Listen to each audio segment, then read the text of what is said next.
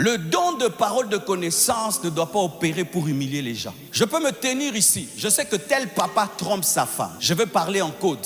Je veux dire, il y a un papa, tu es en train de tromper ta femme. Répands-toi, abandonne. Même si je sais que tu es là. Toi-même, tu dis, oh, Dieu m'a vu et tu te répands. Et si je sens que tu t'entêtes, je peux t'appeler au bureau et te dire, papa, c'était toi dont Dieu avait parlé, répands-toi. Alléluia. Mais Dieu ne nous donne pas les dons pour humilier les Judas. Amen. Hein? Mais pour sauver les Judas. Parce que même dans ce que Jésus avait dit à Judas, Jésus voulait sauver Judas.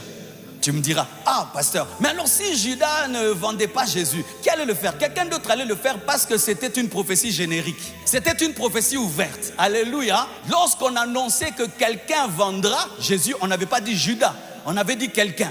Alors il pouvait sortir de quelqu'un et laisse quelqu'un à quelqu'un d'autre. Et j'entends des gens qui disent, mais pourquoi alors Dieu a créé Judas alors qu'il savait que Judas allait vendre? Parce que Dieu ne nous impose pas notre volonté. Amen. Hein? Dieu te propose la vie, tu dois choisir la vie. Mais si tu as choisi la mort, il peut annoncer que tu as choisi la mort. Ce n'est pas qu'il te condamne à choisir la mort, mais il peut annoncer en avance que tu as choisi la mort parce qu'il peut se promener dans le futur et revenir dans le passé et habiter le présent. Oh, donne-moi la main.